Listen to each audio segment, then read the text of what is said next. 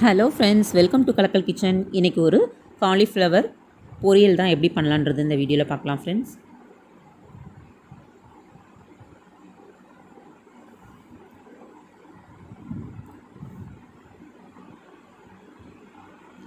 Cauliflower இந்த மாதிரி சின்ன சின்னதாக கட் பண்ணிக்கலாம். கட் பண்ணி எடுத்ததுக்கப்புறமா ஹாட் வாட்டர் கொதிக்க வச்சுட்டு அதில் உப்பும்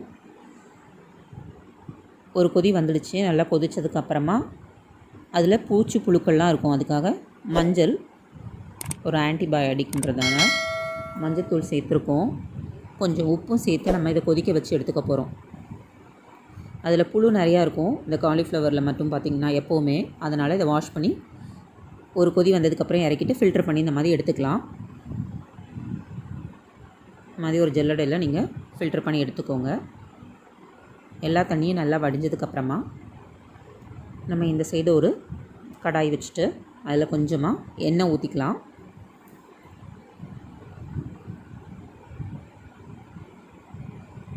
கொஞ்சமாக ஒரு ஸ்பூன் அளவு எண்ணெய் சேர்த்துட்டு கடுகு கொஞ்சம் தாளிக்கிறதுக்கு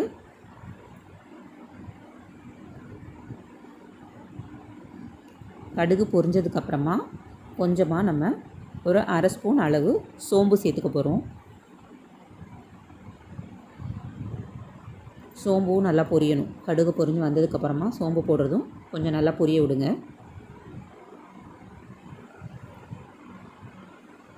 சோம்பு பொரிஞ்சதுக்கப்புறமா கட் பண்ணி வச்சுக்கக்கூடிய ஒரு வெங்காயம், 2 பச்சை மிளகாய், கொஞ்சமாக கருவேப்பிலை இதை சேர்த்து நம்ம நல்லா கோல்டன் ப்ரௌனாக வர வரைக்கும் ஃப்ரை பண்ணி எடுத்துக்க போகிறோம்.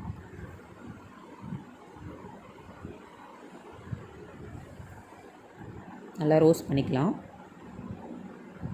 இது சட்டுன்னு நம்மளுக்கு பொரியணும் அப்படின்னா கொஞ்சமாக உப்பு சேர்த்து நம்ம பண்ணோன்னா ஈஸியாகவே கொஞ்சம்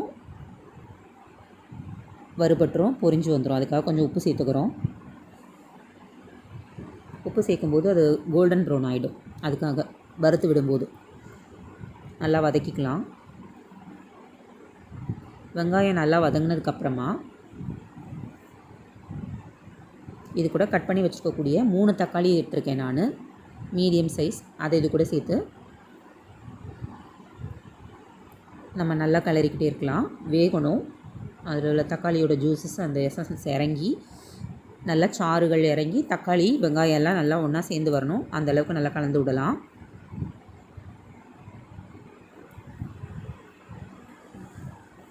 இது வதங்கும் போதே இதுக்கு தேவையான மசாலா இப்போ கொஞ்சம் கொஞ்சமாக சேர்க்க போகிறோம்.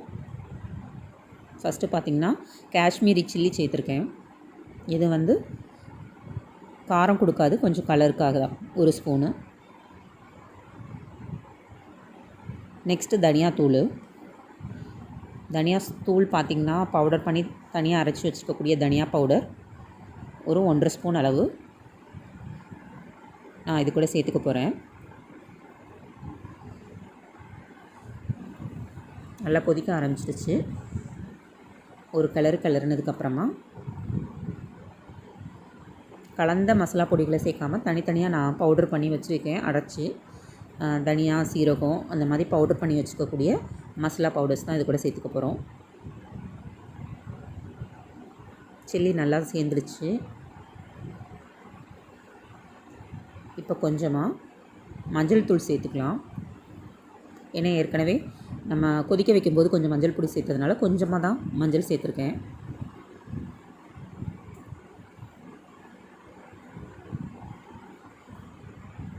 நல்லா கலந்து விடணும். கொஞ்சம் கொதிக்கிற வரைக்கும் வெயிட் பண்ணிகிட்ருக்கோம், வேக விடணும். நெக்ஸ்ட்டு மசாலா பொடி சேர்த்துக்க போகிறோம்.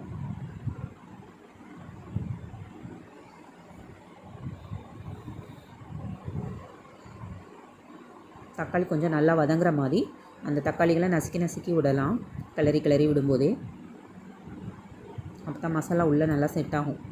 அதுக்காக இப்போது நான் மசாலா பவுடர் தனியா பவுடி ஒரு 2 ஸ்பூன் அளவு சேர்த்துக்க போகிறேன்.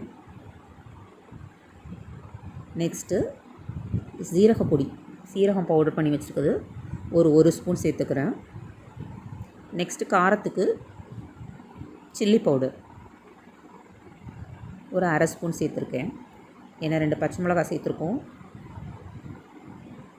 காரம் உங்களுக்கு எவ்வளோ வேணுமோ கூட்டவோ குறைக்கவோ செஞ்சுக்கோங்க. தண்ணி எதுவும் நான் ஊற்றலை. அந்த தக்காளியில் இருக்கக்கூடிய தண்ணியை வச்சு நல்லா வதக்கி விடுங்க.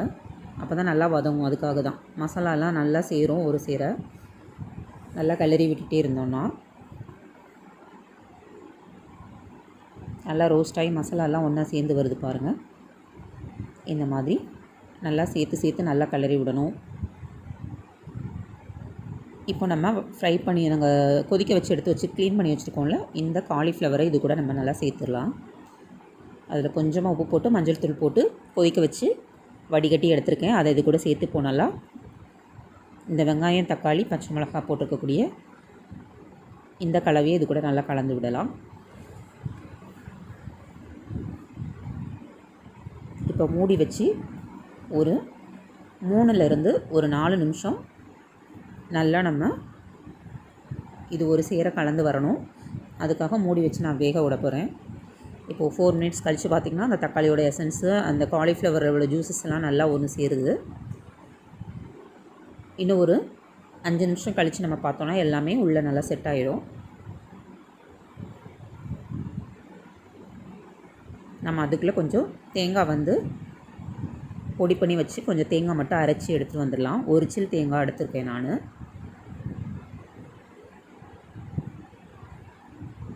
இதை நல்லா கலந்து விட்டுட்டு கொஞ்சம் செட் ஆகிற வரைக்கும் நல்லா கலந்து விடலாம். அந்த ஜூஸஸ் எல்லாம் அப்சர்வ் ஆகட்டும்.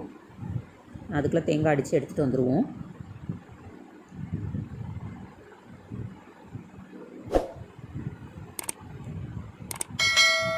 தேங்காவை இது கூட கலந்ததுக்கப்புறமா கொஞ்சம் மிக்ஸி ஜார்லேயே கொஞ்சம் தண்ணி ஊற்றி அந்த தண்ணி அது கூட சேர்த்துக்கலாம். சேர்த்ததுக்கப்புறம் நல்லாவே எல்லாம் ஒரு சேர நல்லா கலந்து விடலாம். எக்ஸ்ட்ரா தண்ணி எதுவுமே நமக்கு தேவைப்படாது. ஏன்னா தக்காளியில் உள்ள கிரேவி எல்லாம் இறங்கியிருக்கும். கோபி மஞ்சூரியனில் இருக்கக்கூடிய ஜூஸஸும் நல்லா இறங்கி இதில் வந்திருக்கும். எல்லா மசாலா கலவையும் ஒன்றா சேர்த்து இப்போ நல்லா கலரி விட்டுக்க போகிறோம். நல்லா கலந்து விடும்போது ஒரு 2லேருந்து ஒரு 3 நிமிஷம் வரைக்கும் ஆகும். நல்லா அதுக்குள்ளே சுண்டி நல்லா சுருண்டு வரட்டும். பாருங்கள் மசாலாலாம் சூப்பராக சேர்ந்து அப்சர்வ் ஆயிடுச்சு. சாப்பிட்றதுக்கே தக்காளி சப்பாத்தி எதுக்குனாலும் நம்ம வச்சு சாப்பிட்லாம். சூப்பரான ஒரு காம்பினேஷன் தான் இந்த இட்லி, தோசை, சப்பாத்தி எதுக்குனாலும் வச்சு நம்ம சாப்பிடக்கூடிய ஒரு சூப்பரான சைட் டிஷ் தான் இந்த காலிஃப்ளவர் பொரியல். நமக்கு கூட்டு பொரியல் எதுனாலும் நம்ம சொல்லலாம். நமக்கு சூப்பராக ரெடி ஆயிடுச்சு ஃப்ரெண்ட்ஸ். இந்த ரெசிபி உங்களுக்கு பிடிச்சிருந்ததுன்னா லைக் பண்ணுங்கள், ஷேர் பண்ணுங்கள், சப்ஸ்கிரைப் பண்ணுங்கள். கலக்கல் கிச்சனை சப்ஸ்கிரைப் பண்ணிக்கோங்க. ஃபஸ்ட்டு நம்ம சேனலை பார்க்குறீங்கன்னா சப்ஸ்கிரைப் பண்ணிக்கோங்க. பக்கத்தில் இருக்க பெல் ஐக்கானை கிளிக் பண்ணிக்கோங்க. அப்போ தான் நாங்கள் போடுற வீடியோஸ் உங்களுக்கு நோட்டிஃபிகேஷன் வரும். தேங்க்யூ ஃபார் வாட்சிங்.